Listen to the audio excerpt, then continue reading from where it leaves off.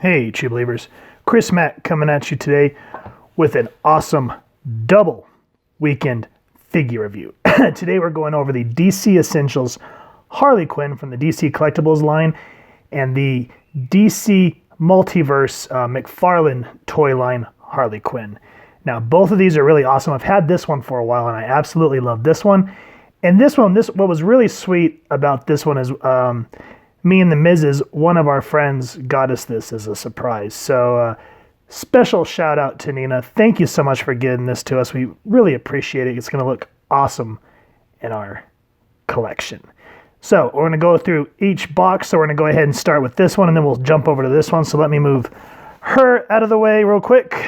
And we'll go ahead and start with this one. As you can see here, it says DC Essentials Harley Quinn, and as you can see in the background, it kind of has that cool little silhouette of all the figures. It says DC Collectibles number 13. You flip it around here to the side, and you kind of get the side view. You can see number 13. You get that cool little silver-looking DC logo there. Flip it around to the back, which is really hard to see with these lights, so I'll make sure to get a close-up where you guys can kind of see which figures you want. All this is just talking about what the type of essential figures are, so it's nothing real whoop-de-whoop-de-doo, you know what I mean? Flip it around to this side, you get a really beautiful product shot of Harley. Bring it back around here to the front, get a really beautiful look here, and what I like is when you tilt it down this way, you get the really beautiful diamonds of her outfit, which is, you know, what Harley is known for. You look on the bottom, all the legal stuff and what I paid for, you know, no one cares, but what we care about is this a cool figure. We'll talk about that in a second, but first we're going to jump into this one, which is what our friend got us, and we love this figure. So you see here, you get all this really cool stuff going on in the background. You get some really cool accessories, which we'll look at in a minute. It says DC Multiverse Harley. Flip it around here to the side. It says DC Multiverse Harley, McFarlane Toys. Flip it around to the back, and you get a really, really nice cover from the Harley Quinn comics, which they molded this figure after. And I'll make sure to get a close-up of all the other figures from this line so you guys can kind of check that out. Turn around to the side, big ol' Harley Quinn classic. Come back around to the front, tilt it, not much on the top, just says 22, and then you can kind of see here it says McFarlane Toys. Flip it around to the bottom, all the legal stuff again, you know, no one cares. But as I just said, what we do care about is, are these figures awesome or not? So what say you, True Believers? Let's go ahead and crack these femme fatales open and get a closer look at them. And here's the Harleys out of their packaging, and as you can see, they both look really well when you get them down into a nice crouching gun position.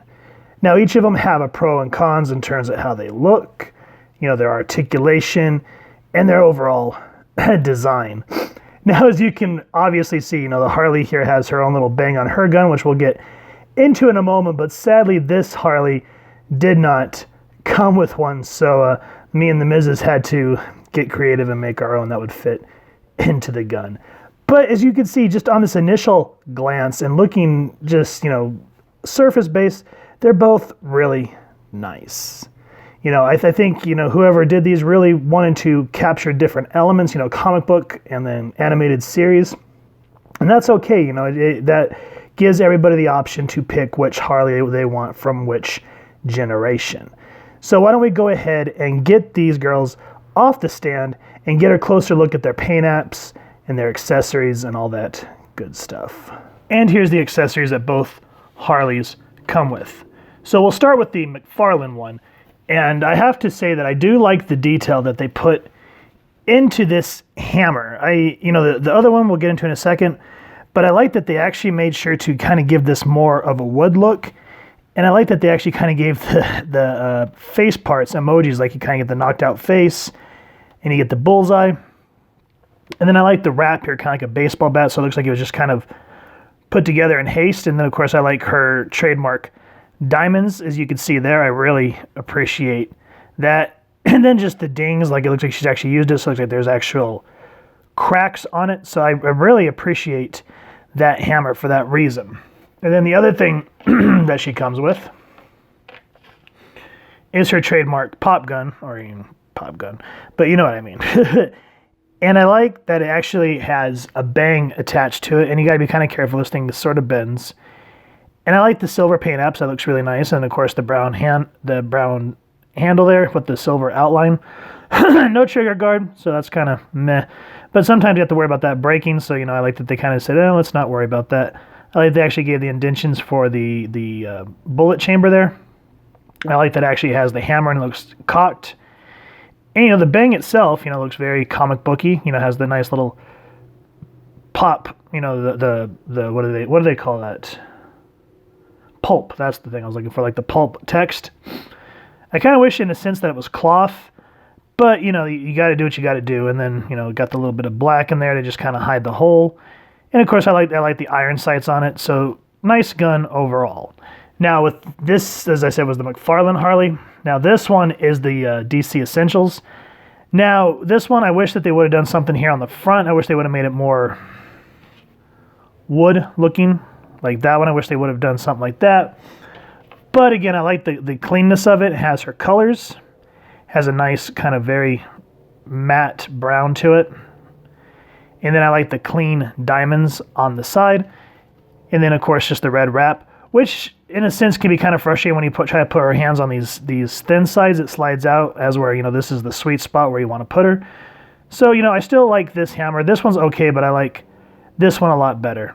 And one thing I do want to point out with this hammer that really frustrates me, as you can see with the width of this thing, it is thick. So when you try to bring Harley in, she kind of has the same problem that Batgirl had, where if you want her to hold the wrap part, you have to be super, super careful. I don't understand why these newer toy creators feel that they need to make these weapons so flipping thick. But yeah, that's the only frustrating thing, and that pops out a lot of the time. So that's kind of frustrating on that Harley, and then I'll kind of explain the thin one here, where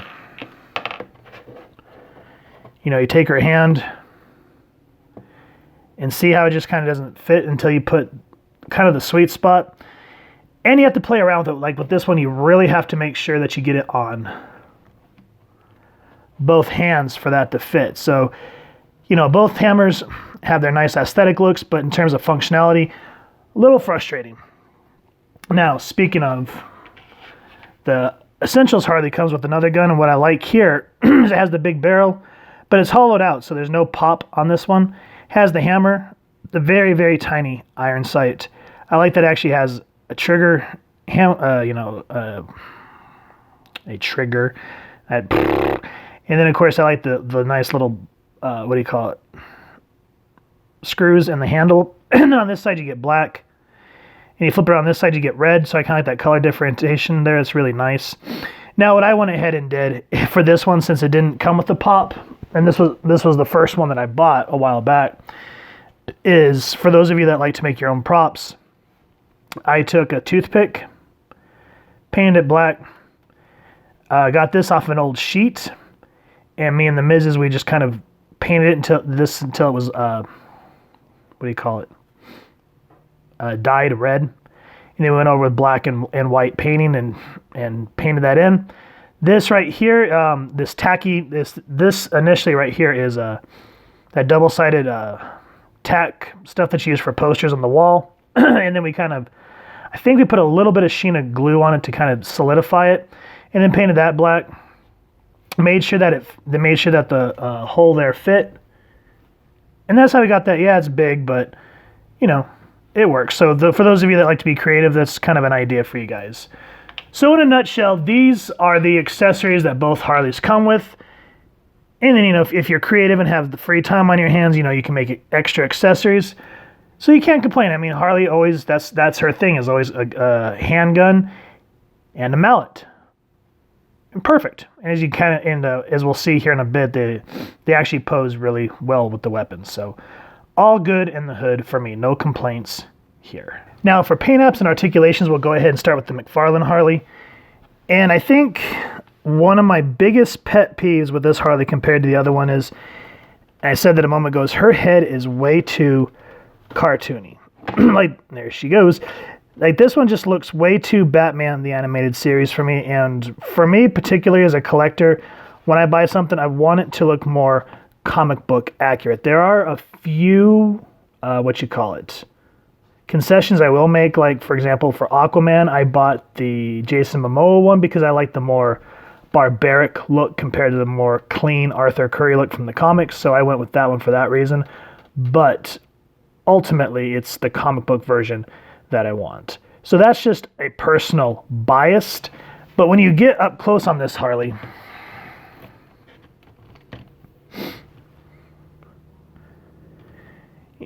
in terms of aesthetic-wise, very clean paint apps. So I really like the blue eyes. They're very nice. The gesture hood, the Harley Quinn gesture hood's really nice. I like that they actually made sure to put little folds in the mask, so that's cool. I like the little jester neck. That works fine. The neck here looks a little longish, so that kind of is a little off-putting for me, but again, that's just a personal thing. I like that her outfit actually has ripples, so it doesn't just look like skin tight, so that's nice. And you know, the overall outfit, it looks like Harley. And I like how, again, I like the ripples in the uniform, really helps. I like that they made sure to add the diamonds where appropriate. And of course, her little gesture boots. I'm not a big fan of them looking super pointy. Like if you look at this Harley, it looks more like a normal foot. It has where these look more like witches' feet to me. So that's probably another thing about this particular Harley for me that's a little off-putting, but overall, really great looking character, especially if you're the animated series fan. Now, for articulation-wise, her head, has a really good swivel on it, so you can tilt her head down that much. And about that far back, not a whole lot there, and then of course that way. Arms do go 360. Now when the joint is downward, they can go up that much. And then when you turn the joint upwards, of course you can get the whole thing. Of course, Harley was originally a gymnast, so I like that they make sure that she is super posable that way. Now, and then her arms, thankfully, double jointed. And then you get the swivel that way, goes 360. She has the wrist that can swivel that way, but there's no you can't move it up and down. So that's kind of a bummer on the hands. Legs can go out about that much.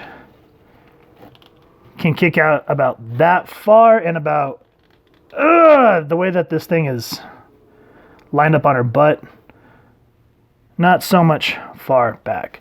Now, the other thing about this Harley that sort of is off-putting again for me too, is when you straighten out her legs, she looks like a velociraptor. Because see the way that just kind of moves backward? It's just kind of like, come on. But whatever, she has very good double jointed knees.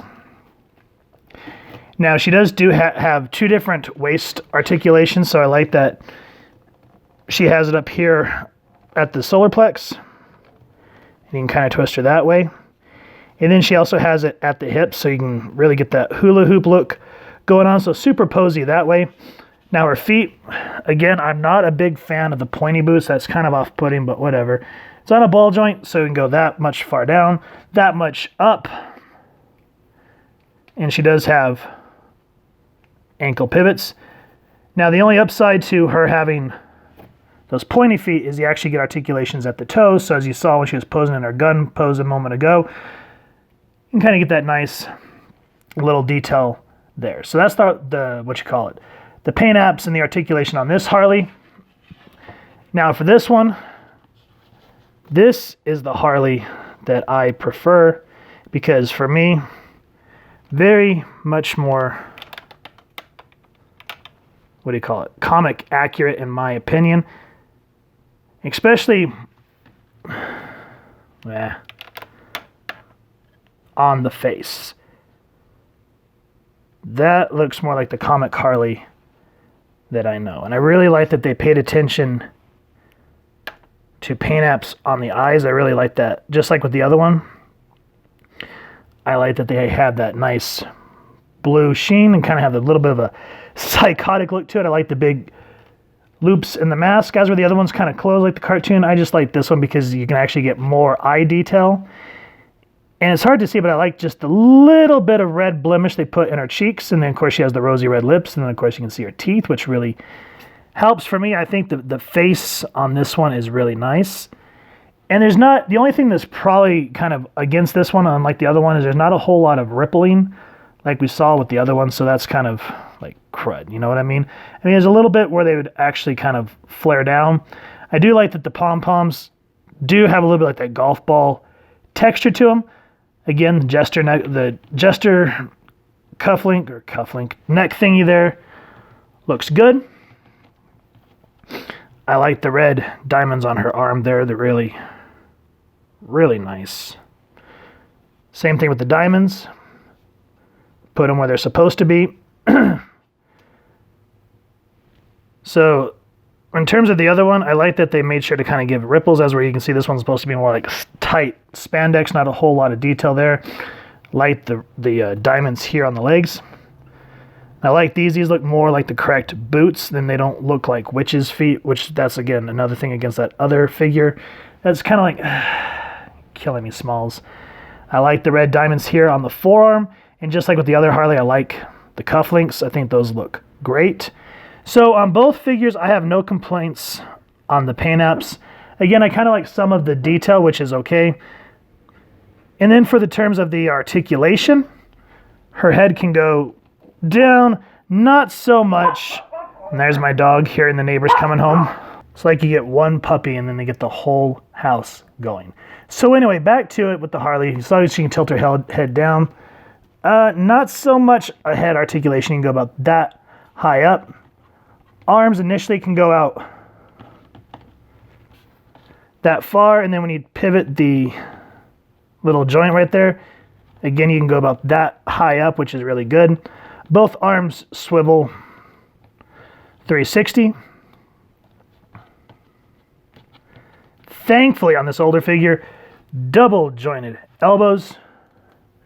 And then you get the upper arm swivel, which is very thankful. I'm glad that they put that in there. Hands swivel 360. And you get a little bit of up and down motion. There's a pivot there. You just have to be careful about it. Now, for this one, she only has the upper waist swivel, so you can go about a good range there. And she does do that hula hoop thing too, so even though the other Harley has two different pivot points, at least this one has a lot of articulation to it. Get the hand down. Legs go further out, because like I said, she's an acrobat, so I'm glad that they made sure that she was flexible here, because you can get a nice high kick to the Batman face. Legs can go out that far. And then just like with the other Harley, how her butt loops here, so you can't go too far back. Great double jointed elbows, double jointed knees. Now, unlike the other Harley, she doesn't have this, but this one she has the upper thigh cut, so whew. Feet go up and down about that much. And she has a little bit of pivot joints, but not side to side, but kind of like that. And then she doesn't have feet articulation like the other Harley. So each one has their strengths, but ultimately, trying to get them to stand up, I have to give it, my personal favorite has to go to the more comic looking Harley. Like, I appreciate some of the articulation, but I'm very put off by the witch's feet. And then when you look at them too, I don't like that this head here is ginormous compared to this one. This one looks very much more proportioned to the body, as where this one's almost, again, cartoonish. So that's 2 strikes against this one. That's why I prefer this one overall. So here is the Mattel DC Multiverse Joker. Hugh Heffernan it up with these 2 Harleys. And as you can see also, these new McFarlane figures, they are ranging around 7.5 inches, as where these, even though this is an essential and this is a multiverse one, They range around the 6 to 6.5 inch range, which scales, a lot better with the my other figures that you may have picked up prior. So I hope that as McFarlane continues to run with the license, since he's the one that picked up the IP, I hope he kind of learns that even though these figures, some of them are great, like the Batman Who Laughs one, I did have a review on that on the channel prior before it went down, so I'll make sure to re-record it, because sadly I don't have the video, so it kills me.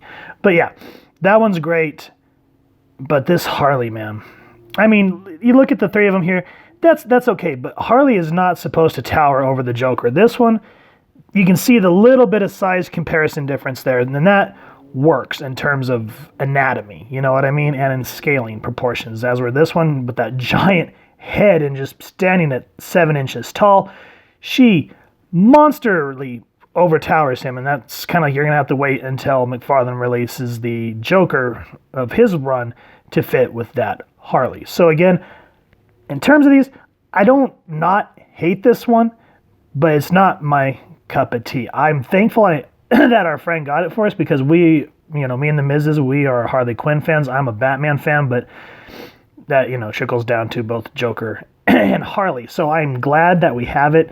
I'm glad that I have two different, you know, kind of more of an animated series and a comic one, but I'm always going to gravitate to the more comic accurate one, because that's just how I've been collecting since I was 6. So take it as it is. I'd love to hear what you guys think of these Harleys, and just in terms of the scaling on these new McFarlane figures. So normally I like to wrap up with the review with putting my figures on the spinner that I have, but when they're standing, for whatever reason, I don't know if it's the vibrations from the spinner, but they kept falling down, and I took so many takes that I just said no. So what I decided to do here at the end is, since I didn't say at the beginning, is if you want to read more on Harley Quinn's origins, she originally did debut in Batman the Animated Series, and then her first comic book appearance was Batman Adventures number 12, where she took on Batgirl alongside Poison Ivy, and they all kind of teamed up against Catwoman. Now, during No Man's Land, where Gotham was rocked by an earthquake in the main continuity, that's when Harley was introduced in the main universe in a comic book called Batman Harley Quinn. Now, for some other Harley Essential reading, I would highly suggest picking up Batman Mad Love. Great stories, but that one again is set in the animated series universe. So that's completely up to you and on how you want to read them. But those are kind of the essential Harley Quinn origin reading books. Now for these figures, I am happy. Again, you know, I kind of bashed this one a little bit, but that's just because, again, when I particularly buy figures, I like to make sure they're comic accurate.